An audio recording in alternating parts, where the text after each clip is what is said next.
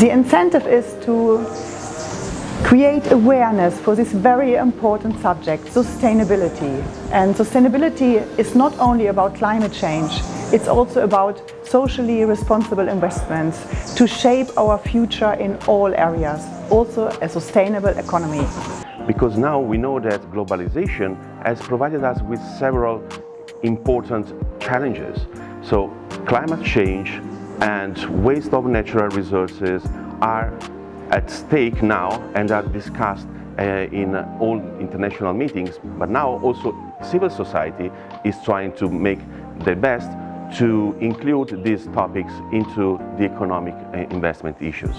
Because corporate law has a lot to do in this direction. The corporations are blamed to be too profit-oriented and to maybe represent an obstacle to the sustainability goals of the European Union, of the civil society, of the United Nations. So maybe we have to change something in corporate law. And the legislators, not only in Italy but all over the world, are realizing that this change is needed, and they are going towards two different directions. One is to change the basic rules applicable to each corporation, but there is also another way, and it is to create new corporations, new legal structures like the benefit corporations.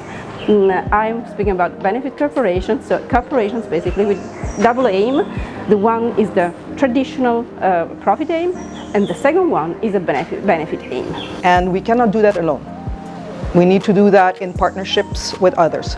So that's why and international partnerships are incredibly important, and that's why we welcome this kind of initiative that University of Aruba is doing together with the University of Pisa, because it will really, I think, bring the dialogue here, and also be able to see and use this as examples how different institutions can work together to implement SDGs, because it's not only to the government, it's all partners together that can implement SDGs, and it's the private sector, the public sector, NGOs that can do that together, and definitely without money we cannot do that.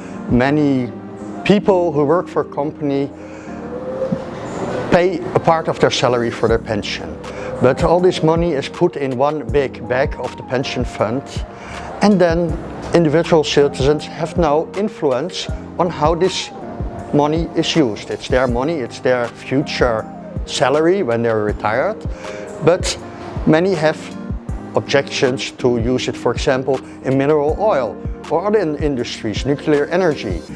And now the pension funds simply invest this money in the best way, most probably, but not in the most green, social way. And that is where my presentation will about how can we have influence, how do pensioners take influence in the Netherlands, and what is the future in this field. The research we did at the Aruba Investment Study Club relating to return on investment on green investment. More specifically, in what is the return on investment of solar panels. We look at the invested amount and what returns they give. That it is important to have a basic understanding how, let's say, central banks, supervisors, regulators can contribute to this enormous challenge of climate change.